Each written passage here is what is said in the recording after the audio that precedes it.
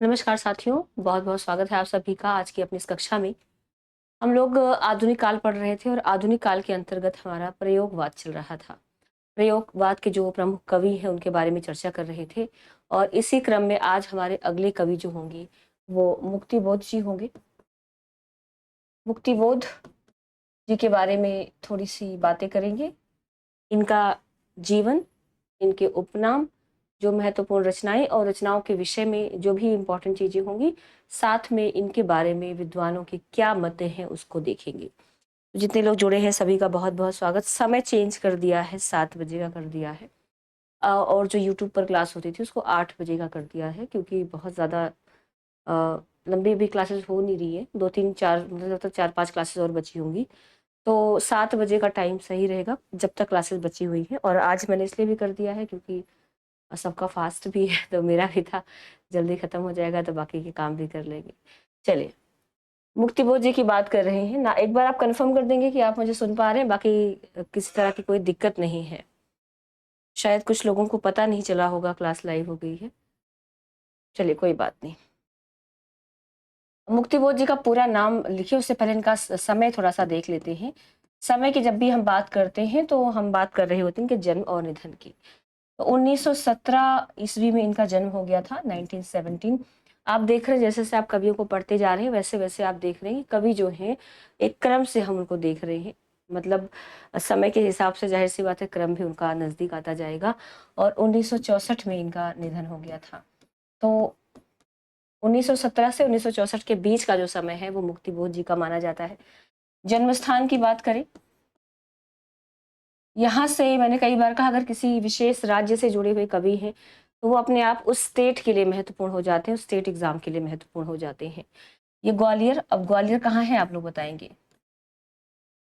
ग्वालियर के श्योपुर गांव में माना जाता है इनका जन्म। गांव क्या है? श्योपुर। तो ग्वालियर जिले के श्योपुर गांव में हुआ था। इनके उपनामों की बात करें, उपनाम इनके महत्वपूर्ण है। वैसे मैं बार बार कहती हूँ नाम सभी के महत्वपूर्ण होते हैं, लेकिन जो कुछ खास प्रतिनिधि के रूप में जिन कवियों को हम जानते हैं उनके उपनाम ज्यादा ही इंपॉर्टेंट होते हैं। जय माता दी सभी को। चलिए, एक तो याद रखना है इनको फैंटेसी का कवि कहा जाता है। फैंटेसी का कवि, फैंटेसी का कवि कहते हैं कि हिंदी के अंदर फैंटेसी लेखन की शुरुआत जो है वो मुक्तिबोध जी के द्वारा की गई थी। फैंटेसी का मतलब होता है कल्पना प्रधान रचनाओं की जब आप बात करते हैं तो उसको आप फैंटेसी काव्य के रूप में जानते हैं, अर्थात कवि की कल्पना वहां पर ज्यादा प्रभावी होती है। ठीक है, भयानक खबरों का कवि इनको कहा जाता है। इसको थोड़ा सा मैं नीचे लिख देती हूँ। भयानक खबरों का कवि ये पूछा गया है। भयानक खबरों का कवि कौन है? तो ये भी आपको याद रख लेना है। मुक्तिबोध जी के बारे में ही कहा जाता है आत्म संवेदना का कवि। संवेदना का कवि भी इनको कहते हैं। चलिए, इनको इंद्रिय बोध का कवि भी कहा जाता है। किसी साहित्यकार को अगर हम दोबारा पढ़ रहे हो तो आप प्लीज बता दीजिएगा, क्योंकि कई बार हो जाए, कभी रिपीट कर रहे हैं, पता चला एक क्लास हम ऑलरेडी कर चुके हैं, दोबारा फिर उन्हीं के बारे में पढ़ रहे हैं, तो एक बार अपने नोट्स वगैरह देख लेंगे। ठीक है, इंद्रिय बोध का कवि इनको लिखेंगे। इंद्रिय बोध का कवि। चलिए, एक आप लिख इनके बारे में और याद रखेंगे।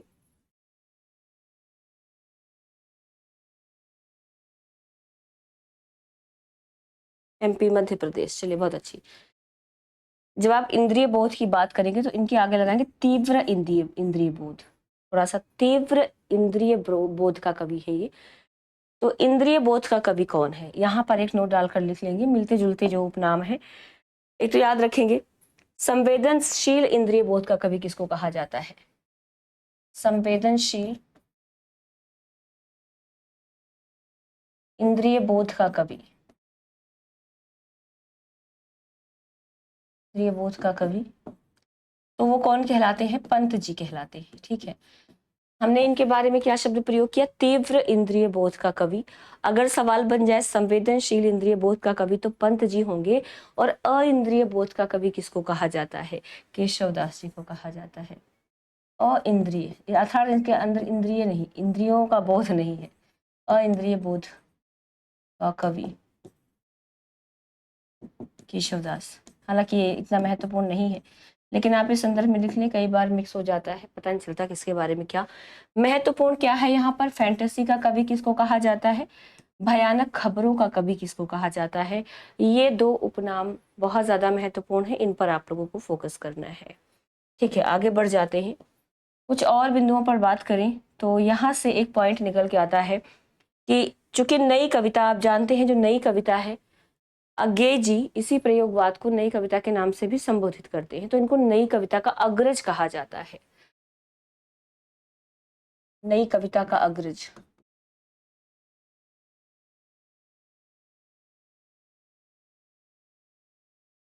ये भी पूछ लिया जाए कि नई कविता का अग्रज किसे कहा जाता है, तो आपको याद रख लेना है किसको कहा जाता है, मुक्तिबोध को किसने कहा है, तो ये याद रखें, डॉक्टर नगेंद्र ने। डॉक्टर नगेंद्र ने इनको किस नाम से संबोधित किया है कि नई कविता के अग्रज हैं ये।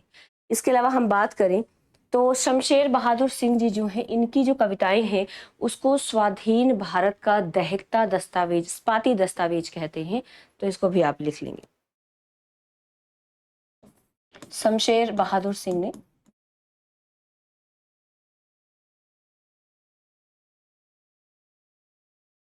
ये भी अपने आप में महत्वपूर्ण है, मुक्तिबोध की कविताओं को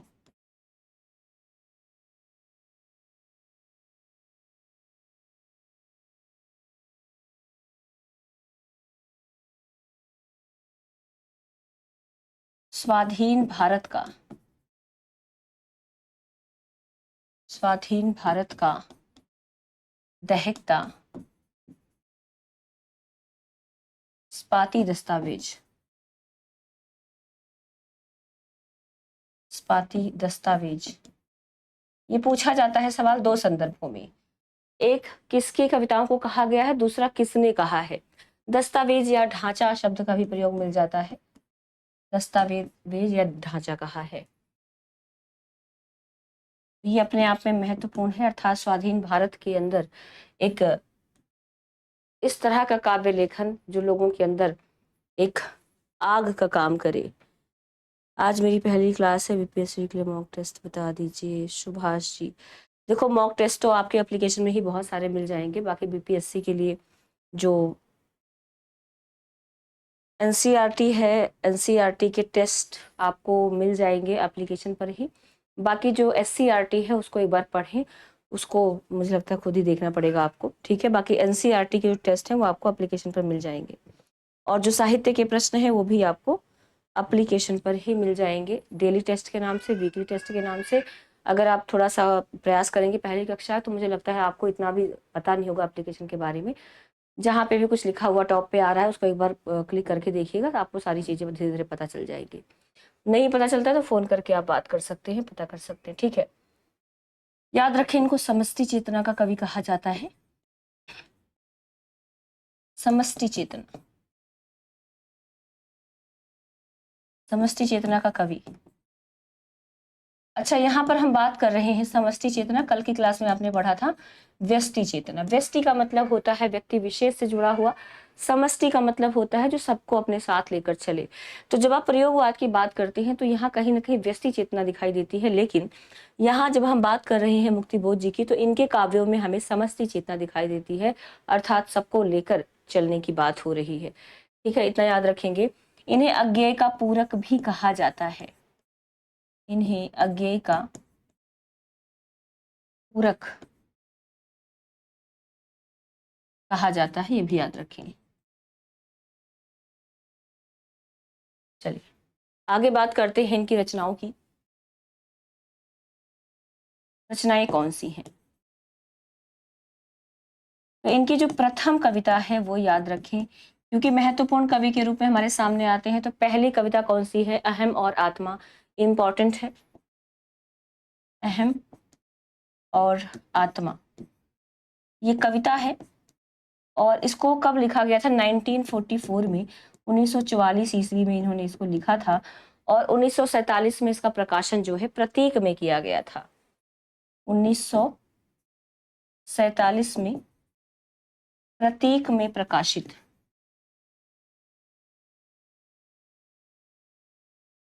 अब यहां से एक सवाल और बनता है कि किस सप्तक के अंदर इनकी रचनाएं संकलित है। फटाफट से इसका आंसर दे दीजिएगा आप लोग।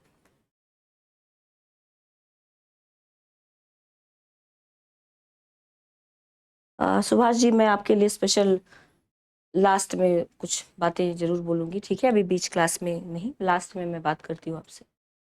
तो ये याद रखेंगे, मैंने आपसे सवाल किया कि इन्होंने जो मतलब इनके जो कविताएं हैं वो किस सप्तक में संकलित है, तो वहां से आपको एक सवाल का उत्तर मिलेगा, ठीक है?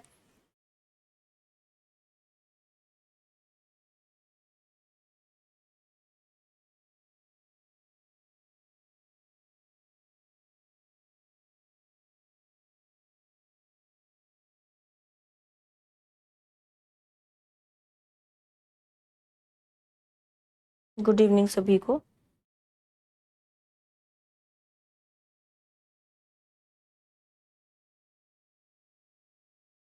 भाई बहुत लेट करते हैं आप लोग आंसर देने में, चलिए लिखते रहिएगा, कोई बात नहीं।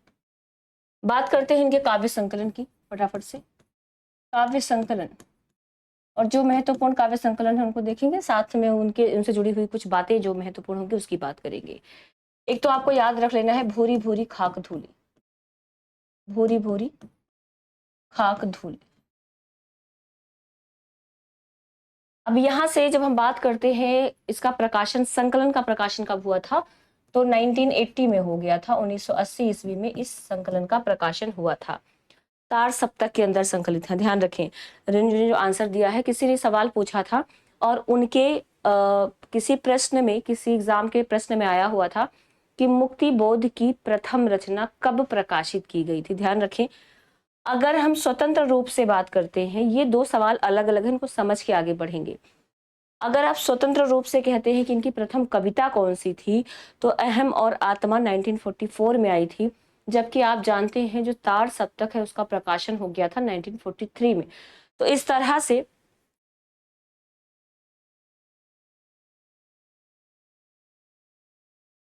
इनका जो प्रकाशन हुआ था वो 1943 में हुआ था, ठीक है?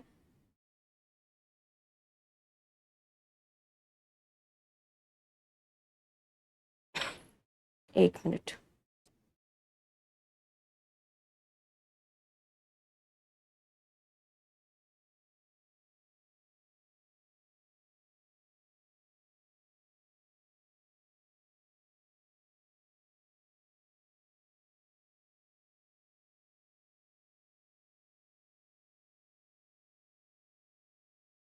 नहीं मनीषा जी, दूसरे सप्तक में नहीं था, पहले सप्तक में था जो आपने लिखा, ठीक है? अब यहाँ से समझिएगा, मैं आपको बता रही थी कि पहली जो कविता है वो 1944 में आई थी। सवाल बना था कि मुक्तिबोध का पहला, मुक्तिबोध की रचना पहली बार कब प्रकाशित हुई थी। तो चूंकि ये तार सप्तक के कवि हैं, ध्यान रखें, तार सप्तक के कवि, और तार सप्तक का प्रकाशन कब हुआ था, 1943 से शुरू हो गया था 1943 ईस्वी में।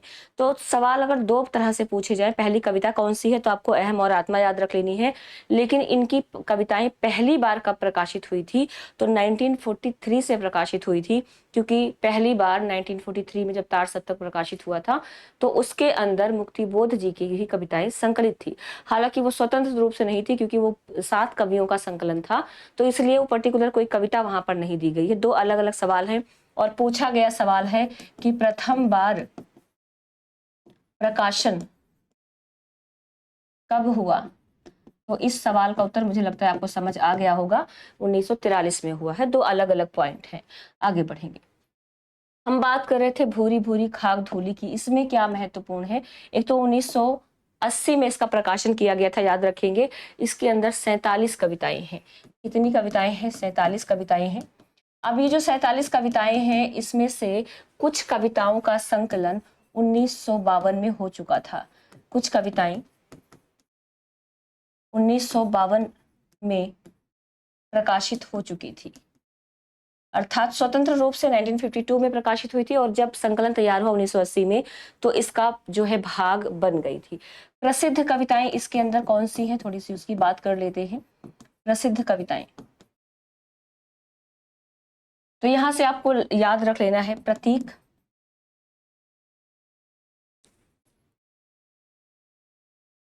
प्रतीक है, चांद है। अब यहां से याद रख लेना देव और मनुष्य, हालांकि इतना महत्वपूर्ण नहीं है जितना कि आपको काव्य संकलन याद रखना चाहिए। प्रतीक है, चांद, ये पत्रिका के भी नाम है, ध्यान रखें, लेकिन इस नाम से इन्होंने कविता भी लिखी है, ठीक है। और इसके अलावा हम बात करें मुक्ति है, स्वप्न है, मुक्ति, स्वप्न, ये सारी कविताएं जो है इसके अंदर संकलित हैं। आगे बढ़ेंगे, एक इनकी रचना है चांद का मुंह टेढ़ा, चांद का मुंह टेढ़ा, ये आपने बहुत बार पढ़ा होगा। यहाँ से सीधे सीधे जो सवाल बनते हैं कि ये काव्य संकलन किसका है या किसकी रचना है, तो चांद का मुंह टेढ़ा है, इसका प्रकाशन 1964 में किया गया था, 1964 ईस्वी में इस कविता का प्रकाशन हुआ था। कहते हैं इसका प्रकाशन जो हुआ था वो निधन के बाद, निधन के बाद जो है इसका प्रकाशन किया गया था, ठीक है। तो निधन के बाद प्रकाशन किया गया, तो इन्होंने तो संकलित किया नहीं होगा, तो संकलनकर्ता कौन है, उनका भी नाम आप याद रख लें। संकलन किया था श्रीकांत वर्मा जी ने, श्रीकांत वर्मा जी के द्वारा जो है इसका संकलन किया गया था। इसके अंदर कुल 28 कविताएं हैं। कितनी कविताएं हैं, 28 कविताएं हैं, ये भी याद रखें। ये 28 कविताओं का संकलन 1964 निधन के बाद श्रीकांत वर्मा जी के द्वारा इसका संकलन तैयार किया गया था। आगे बढ़ेंगे, इतनी देर से क्लास चल रही है, 7 बजे नहीं, हाँ 7 बजे शुरू हो गई, 7:05 पे शुरू हो गई थी, ठीक है। यहाँ पर कहा गया है कि चांद का मुंह टेढ़ा किसी बड़े कलाकार की स्केच बुक लगती है, तो ये थोड़ा सा याद रखें, किसने कहा है, राम स्वरूप चतुर्वेदी जी ने। इंपॉर्टेंट पॉइंट है ये, राम स्वरूप चतुर्वेदी जी ने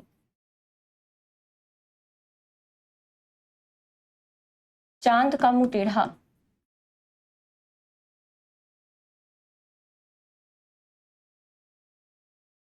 काव्य संकलन को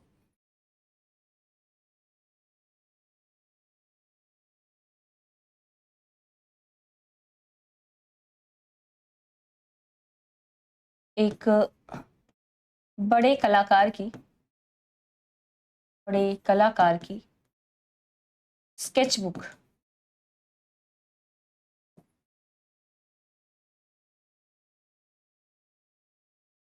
अब यहाँ से पॉइंट निकल जाता है कि किस रचना को किसी बड़े कलाकार की स्केच बुक कहा जाता है या किसके द्वारा कहा गया है, तो दोनों संदर्भ में आपको ये वाला पॉइंट जो याद रख लेना है, किसने कहा और किसके लिए कहा है। चलिए, इसके अंदर बहुत ही महत्वपूर्ण कविताएं संकलित हैं, तो वो थोड़ा सा याद रखेंगे। संकलित कविताएं कौन सी हैं जो इस रचना के अंदर संकलित है। एक बहुत ही प्रसिद्ध कविता है इनकी, अंधेरे में।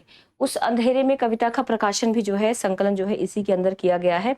थोड़ा सा इस कविता की बात करेंगे क्योंकि महत्वपूर्ण है। तो अंधेरे में, और इसके बारे में, इस कविता के बारे में अलग अलग विद्वानों के अलग अलग मत भी हैं। ये एक फैंटेसी काव्य है। क्या है, फैंटेसी काव्य। फैंटेसी काव्य मैंने कहा कल्पना प्रधान होता है, ध्यान रखेंगे। इसके 8 भाग हैं। कितने भाग हैं, 8 भाग, अर्थात ये जो अंधेरे में एक लंबी कविता है, इसको याद रखेंगे। ये एक लंबी कविता है। लंबी कविता प्रबंधात्मक कविता के समतुल्य होती है, कई बार आप सुन चुके हैं। तो इसके कई अलग अलग भाग, जैसे आप प्रबंध में सर्ग या खंड देखते हैं, वैसे यहाँ पर बहुत सारे भाग इसके बना दिए जाते हैं। तो वो भाग कौन कौन सा है, एक बार आप लिख सकते हैं। यहाँ पर इन्होंने कहा डूबता चांद कब डूबेगा, डूबता चांद कब डूबेगा। यह हम अंधेरे में कविता के भाग देख रहे हैं जो इन्होंने 8 भागों में प्रकाशित करवाया था। इसी में बहुत ही महत्वपूर्ण भाग आता है भूल गलती। आपके सिलेबस में भी भूल गलती और ब्रह्म राक्षस जैसी इनकी कविताएं लगी हुई हैं, और इसी में ब्रह्म राक्षस भी है, ब्रह्म राक्षस। अब देखो, सारी महत्वपूर्ण और प्रसिद्ध कविताएं जो है वो सब इसी के अंदर संकलित है चांद का मुंह टेढ़ा, और उसमें अंधेरे में, ये सब उस अंधेरे में कविता के भाग हैं जो अलग अलग करके आपके सिलेबस में लगाए जाते हैं। दिमागी गुहा है, यहाँ पर गुहा मतलब गुफा है, ठीक है, दिमागी गुहा नाम का एक भाग है। इसके अलावा हम बात करें, यहाँ पर थोड़ा सा नीचे आ जाते,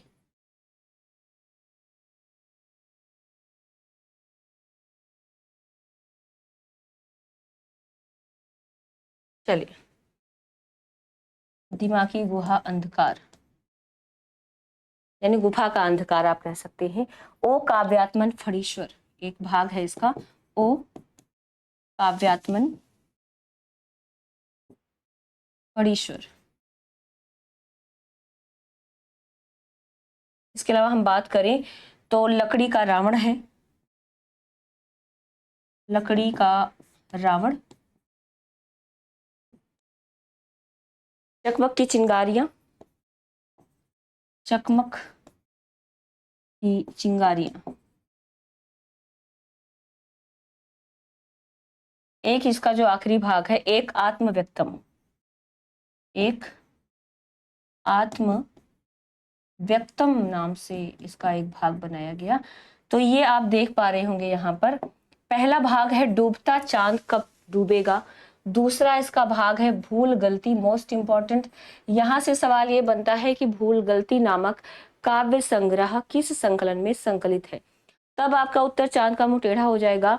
दूसरा, भूल गलती नामक काव्य किस कविता का भाग है या किस कविता का खंड है, तो आपको पता होना चाहिए अंधेरे में कविता का खंड है। दूसरा हम बात कर रहे हैं ब्रह्म राक्षस, ये भी याद रख लेना है कहाँ पर संकलित है। उसके बाद चौथा दिमागी गुहा अंधकार, पांचवा है ओ काव्यात्मन फणीश्वर, सातवां है लकड़ी का रावण, छठा है लकड़ी का रावण, सातवां है चकमक की चिंगारियां, और आठवां है एक आत्म व्यक्तम। तो ये 8 भाग किस कविता के हैं, अंधेरे में नामक जो कविता है उसके अंदर से लिए गए हैं। चलिए ठीक है, इसके अलावा हम बात कर रहे थे कि इसके अंदर और क्या महत्वपूर्ण जो है संकलन है उसको आप लिख लें। हम बात कर रहे हैं चांद का मुंह टेढ़ा है, इसकी कविताएं एक तो आप ऑलरेडी देख चुके हैं अंधेरे में। इसके अलावा हम बात करें तो पता नहीं, एक संकलन जो है इसके अंदर पता नहीं, ये हम कविताएं देख रहे हैं, ठीक है। दूसरा हम बात करें मुझे पुकारते हुए, पुकार, मुझे पुकारती हुई, जो महत्वपूर्ण है उन्हीं की बात कर ले, बाकी सारे लिखने की आवश्यकता आपको नहीं है। कल जो हमने चर्चा की थी, कल जो हमने चर्चा की थी, ये सारी कविताएं हैं, याद रखेंगे, ठीक है। नक्षत्र खंड भी है एक, नक्षत्र खंड, ठीक। एक चंबल घाटी में स्वप्न कथा लिख ली, ये ज्यादा महत्वपूर्ण है। तो ये कुछ प्रसिद्ध कविताएं, हालांकि उतनी प्रसिद्ध नहीं है जितनी अंधेरे में कविता के भाग आपको दिखाई देते हैं, ठीक है। चलिए अब यहां से थोड़ा सा आगे बढ़ते हैं, तो हम बात थोड़ा सा अंधेरे में जो कविता है उसकी और करेंगे। अंधेरे में कविता के बारे में महत्वपूर्ण कथन या तथ्य, अंधेरे में कविता के तथ्य, ये महत्वपूर्ण रहेगा क्योंकि यहाँ से सीधे सीधे आपके सवाल बन जाते हैं। सबसे पहला सवाल बनता है जो अंधेरे में कविता है, ये अंधेरा प्रतीक किसका है, अंधेरा किसका प्रतीक है। तो याद रखें ये सामाजिक अव्यवस्था का प्रतीक पूछा गया सवाल है। अंधेरा जो है वो सामाजिक अव्यवस्था का प्रतीक है। कहते हैं ना समाज में कुछ अच्छा नहीं हो रहा होता तो हम कहते कैसा अंधकार छाया हुआ है, तो ये वही अंधेरा है जो अव्यवस्था को व्यक्त कर रहा है। इसके अलावा हम बात करें तो यहाँ पर एक कथन मिल जाता है, एक कथन क्या बहुत सारे कथन इसके बारे में है, तो सारे कथन आपको महत्वपूर्ण लिखने हैं क्योंकि इंपॉर्टेंट हो जाते हैं। ये जो अंधेरे में कविता है इसको अस्मिता की खोज किसने कहा है, यहाँ से एक सवाल बन जाता है कि अस्मिता की खोज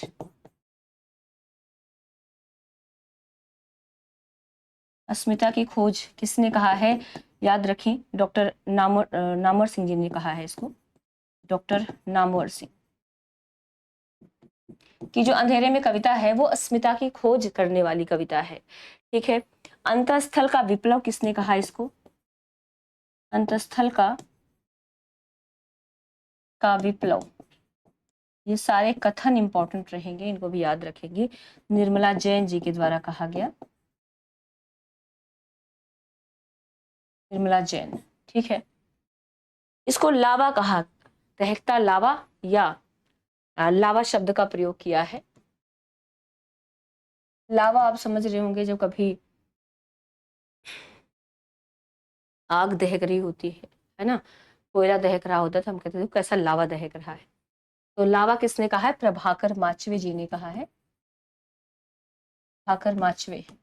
और स्पाती दस्तावेज किसने कहा है? ये ऑलरेडी पढ़ चुके हैं तो आप इसको बता सकते हैं। अपराध भावना का अनुसंधान इसको कहा जाता है, अपराध भावना का अनुसंधान, अनुसंधान संशोधन कह सकते हैं आप, कि कोई अपराध का भाव है और वो एक तरह से संशोधित किया जा रहा है इस कविता के माध्यम से। रामविलास शर्मा जी का ये कथन है। रामविलास शर्मा जी ने अंधेरे में कविता के लिए क्या प्रयोग किया है? अपराध भावना का अनुसंधान। आरक्षित जीवन की कविता कहते हैं आरक्षित, आरक्षित नहीं आरक्षित जीवन की कविता है ये। तो ये शब्द किसने प्रयोग किया है? रामविलास शर्मा जी ने ही किया है, शर्मा। ये अलग अलग विद्वानों के मत, हम अंधेरे में कविता के बारे में देख रहे हैं।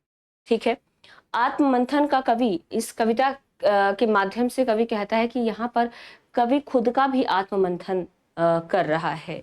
तो इनके लिए आत्ममंथन शब्द का प्रयोग किसने किया है वो भी आपको याद रखना, आप उसको बाद में लिख सकते हैं। एक कथन है, कहते हैं यह कविता देश के आधुनिक जन इतिहास का, यह कविता देश के आधुनिक जन इतिहास का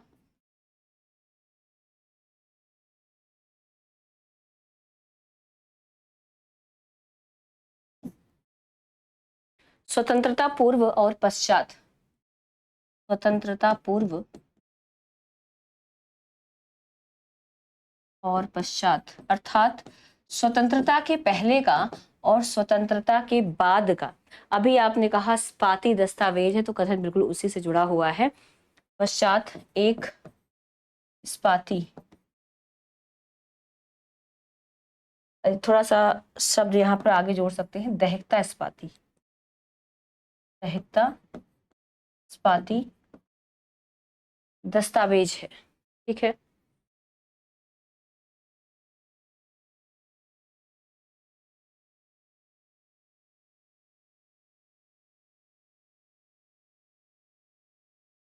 कहते हैं इसमें अजब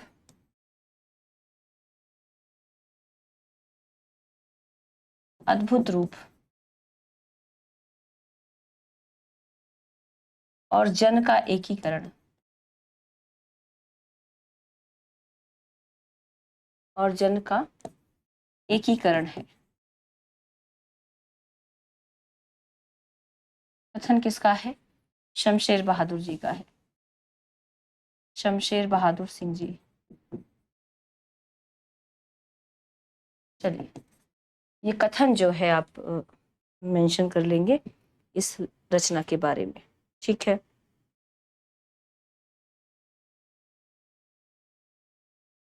आगे बढ़िए, कुछ और कथन देख लेते हैं, इसी से जुड़ा हुआ है।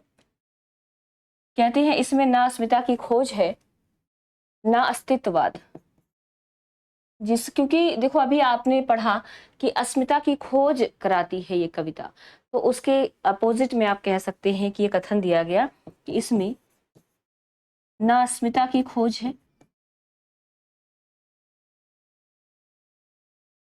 ना अस्मिता की खोज है ना अस्तित्ववाद।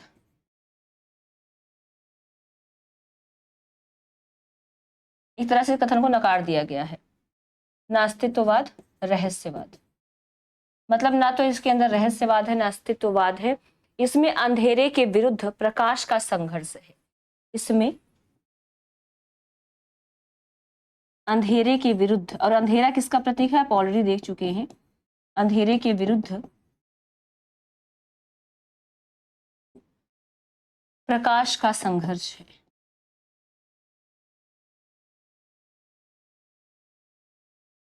चलिए, ये कथन किसका है? डॉक्टर बच्चन जी का है, डॉक्टर बच्चन सिंह।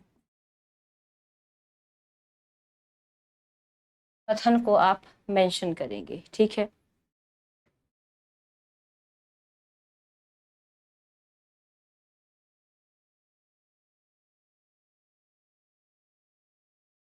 एक पॉइंट और मेंशन करेंगे, इसके अंदर जो भूल गलती, देखो यहाँ पर आप अभी आपने इसके भाग पढ़े, भूल गलती है इसके अंदर, ब्रह्म राक्षस, इसके अलावा दिमागी गुहा अंधकार, दिमागी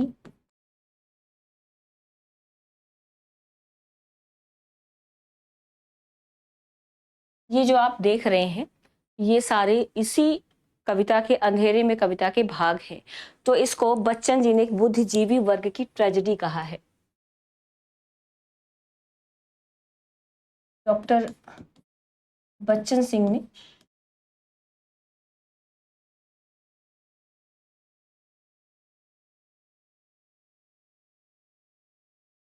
बुद्धिजीवी वर्ग की, आज थोड़ा समझ लो, ज्यादा ही स्लो हो रहा है बुद्धिजीवी वर्ग की ट्रेजेडी, ट्रेजेडी कहा है। अच्छा, मैंने बार बार कहा है अगर कहीं आपको शब्द मिल जाए, कुछ अंग्रेजी शब्दों का प्रयोग मिल जाए, जैसे ट्रेजेडी जैसे शब्दों का प्रयोग मिल जाए, तो ज्यादातर वो कथन डॉक्टर बच्चन जी का होता है। उन्होंने कुछ पर्टिकुलर कविताएं जो इसके अंदर इसके भाग हैं उनके बारे में बात की है कि जो भूल गलती है, ब्रह्म राक्षस है, दिमागी गुहा अंधकार है, ये बुद्धिजीवी वर्ग की ट्रेजेडी है। तो इसको याद रखेंगे। और एक पॉइंट लिख सकते हैं, डॉक्टर बच्चन सिंह ने मुक्तिबोध को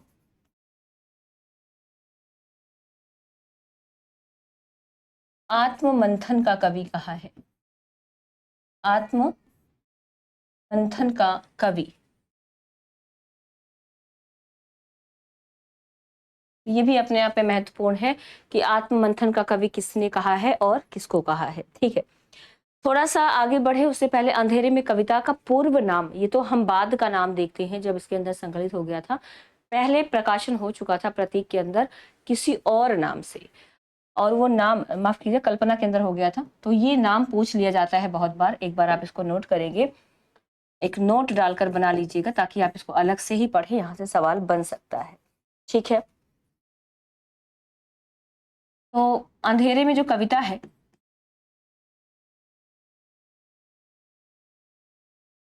कविता का प्रकाशन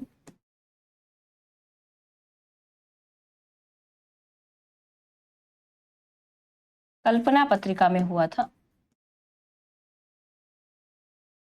कल्पना पत्रिका में 1964 में, 1964 में आशंका के द्वीप, नाम क्या था? आशंका के द्वीप अंधेरे में, आशंका के द्वीप अंधेरे में नाम से हो चुका था।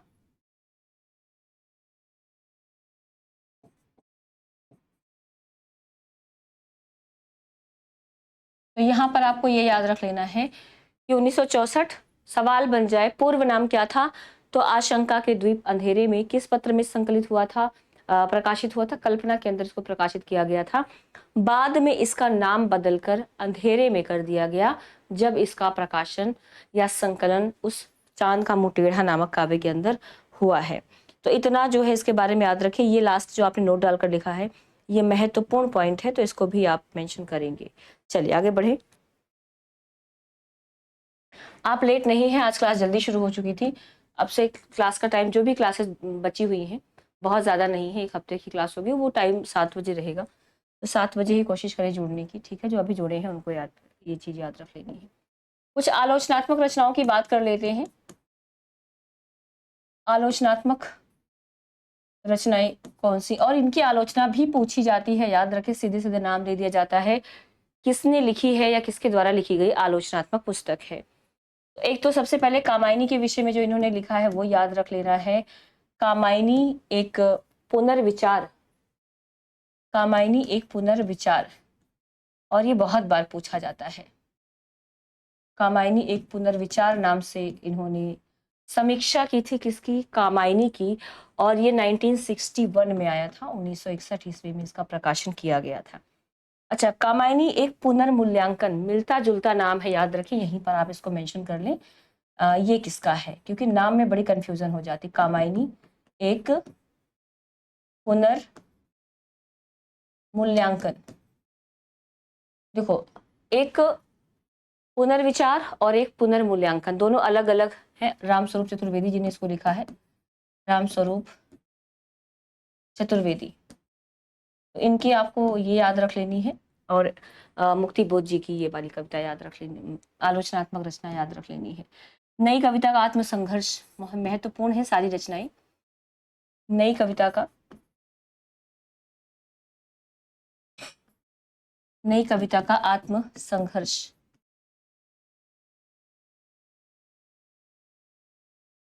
नई कविता का आत्मसंघर्ष जो है 1968, इसके आगे इन्होंने और अन्य निबंध लगा दिया है, निबंध 1968 की ये रचना है।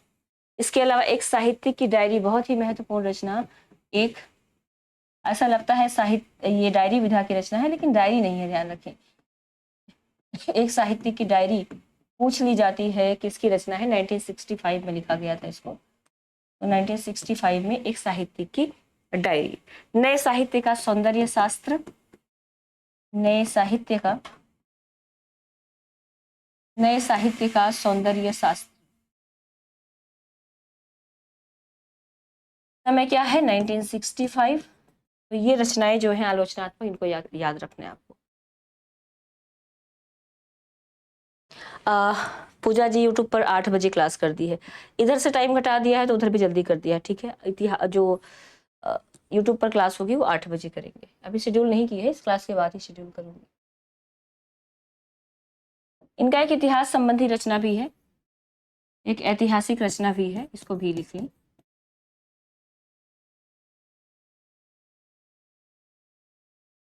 इसमें क्या है? एक तो भारत इतिहास एवं संस्कृति, महत्वपूर्ण रचना किस संदर्भ? भारत इतिहास एवं संस्कृति। अब ये रचना इंपॉर्टेंट इसलिए हो जाती है, देखो 1962 की रचना है ये, 1962 ईस्वी की। इसके अंदर इन्होंने किस चीज का वर्णन किया है? तो जो सरकारी नौकरशाही है उसके अंदर किस तरह का भ्रष्टाचार व्याप्त है, उस पर लेखन कार्य किया इन्होंने, ठीक है। इतिहास की कुछ बातें हैं, कुछ राजनीति से जुड़ी हुई बातें हैं।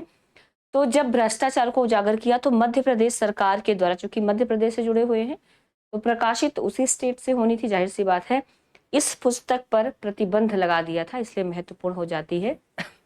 इसको आप लिख सकते हैं कि मध्य प्रदेश सरकार द्वारा या मध्य प्रदेश सरकार की नौकरशाही में व्याप्त भ्रष्टाचार का उल्लेख करने के कारण, भ्रष्टाचार के उल्लेख के कारण इसे प्रतिबंधित कर दिया गया था। आप सोचो कि आजादी के बाद भी रचनाएं प्रतिबंधित हो रही हैं।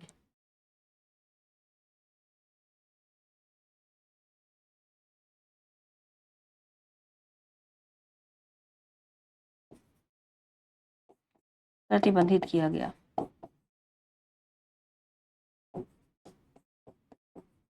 ये इंपॉर्टेंट पॉइंट याद रखेंगे। क्लियर है यहाँ तक? चलिए आगे बढ़ेंगे, कुछ कहानियां भी है, कहानियों के बारे में भी बात कर लेते हैं। कहानी संग्रह इंपॉर्टेंट है, नाम ही याद रख लेना है, बहुत कुछ नहीं करना है यहाँ पर। कहानी संग्रह कौन सी है? एक आपने बहुत बार पढ़ा होगा काठ का सपना। कि काठ का सपना किसके द्वारा लिखी हुई कहानी है या किसका संग्रह है? तो 1967 में ये प्रकाशित हुआ था। कहानियों का संग्रह है, याद रखें। कहानियों का संग्रह जब हम कहते हैं तो इसका मतलब बहुत सी कहानियां उसके अंदर संकलित होंगी, उसमें से एक कहानी इस नाम से भी हो सकती है। सतह से उठता आदमी, सतह से उठता आदमी, ये भी याद रखेंगे, इनके द्वारा लिखी गई कहानियों का संग्रह है।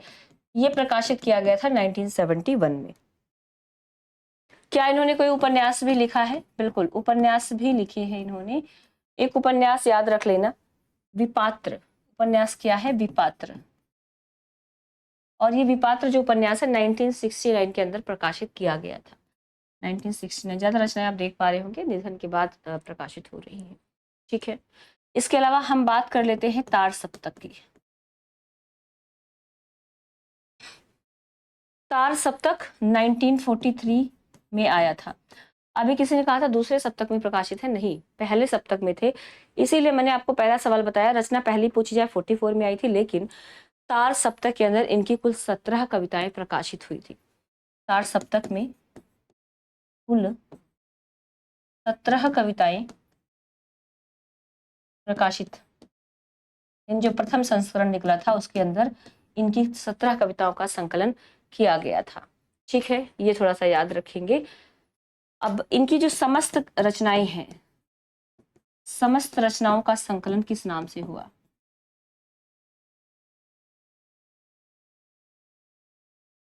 समस्त रचनाओं का संकलन नेमीचंद्र जैन जी के द्वारा किया गया था।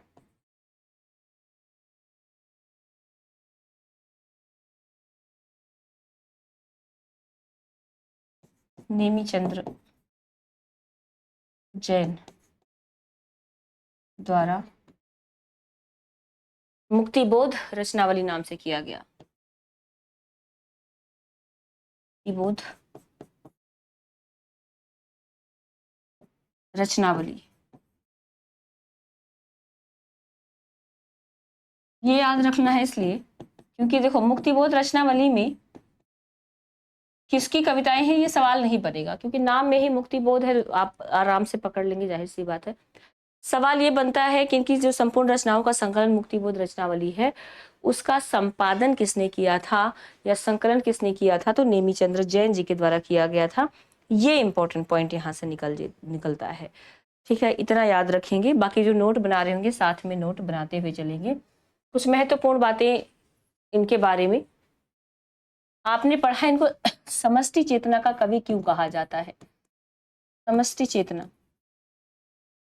तो कहते हैं कि जो इनकी कविताएं हैं उसमें तत्कालीन समाज के अंदर जो अंतर्द्वंद था उसको दर्शाया गया है। तो तत्कालीन समाज के अंतर्द्वंद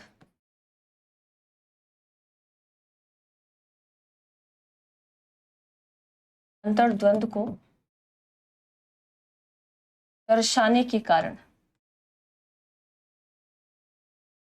इनको क्या कहा जाता है? समष्टि चेतना का कवि कहा जाता है, ये याद रखेंगे। मुक्तिबोध ने फैंटेसी को अनुभव की कन्या कहा है। ये सवाल बहुत इंपॉर्टेंट है, पूछ लिया जाता है।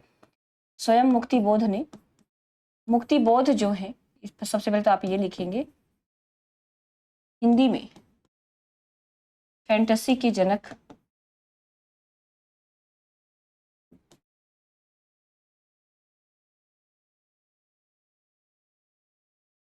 इन्होंने फैंटेसी को अनुभव की कन्या कहा है। अनुभव की कन्या, तो सवाल बन जाता है फैंटेसी को अनुभव की कन्या किसने कहा है? मुक्तिबोध जी ने कहा है। इंपॉर्टेंट पॉइंट है।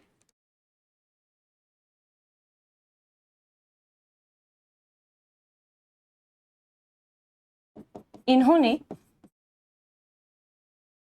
चांद का मुंह टेढ़ा, जो कविता इसके अंदर जो कविताएं संकलित हैं, चांद का मुंह टेढ़ा,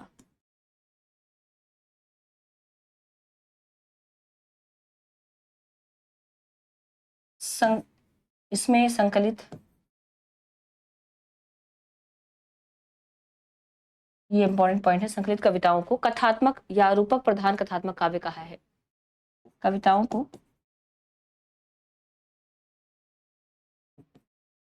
रूपक का मतलब जब भी आप रूपक शब्द का प्रयोग हो कुछ नाटकीयता लिए हुई, अर्थात नाटक से युक्त इस तरह का कुछ काव्य है। रूपक प्रधान कथात्मक काव्य, कथात्मक काव्य कहा है। ये स्वयं लेखक जो है, कवि जो है, अपनी कविता के बारे में कह रहा है। मिल जाता है यहाँ पर, ये भी थोड़ा सा लिख ले, इंपॉर्टेंट हो सकता है। इनके बारे में अलग जो समीक्षक हैं या आलोचक हैं उन्होंने क्या कहा है। कहते हैं कि मुक्तिबोध की कविताओं में,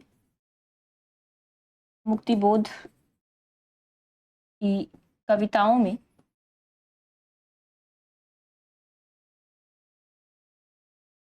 प्रयोगवाद और प्रगतिवाद या प्रगतिवाद और प्रयोगवाद का रासायनिक मिश्रण है। प्रयोगवाद का रासायनिक मिश्रण है। यहां से अगर सवाल को घुमा दिया जाए कि मुक्तिबोध की कविताओं को प्रगतिवाद और प्रयोगवाद का रासायनिक मिश्रण किसने माना है, तो आपका जवाब क्या होगा? डॉक्टर बच्चन सिंह होंगे। ठीक है, दोनों तरीकों से कथन दे दिया जाए, सवाल को थोड़ा सा घुमा दिया जाए, दोनों तरीकों से याद रख लेना है। डॉक्टर बच्चन सिंह जी का ये कथन है। इनकी जो काव्य हैं वो प्रयोगवाद और प्रगतिवाद के रासायनिक मिश्रण है, अर्थात दोनों का समावेश हमें दिखाई दे देता है। दोनों प्रकार की विशेषताएं यहाँ पर दिखती हैं। कहते हैं कि मुक्तिबोध की रचना, मुक्तिबोध की रचना हर क्षण बेचैनी और ऐंठन में से निकलती है। हर क्षण बेचैनी, बेचैनी और ऐंठन, ऐंठन में से निकलती है। ये इनकी रचनाओं के विषय में कथन है डॉक्टर रामस्वरूप चतुर्वेदी जी का, इसको भी आप मेंशन कर लें। डॉक्टर रामस्वरूप चतुर्वेदी।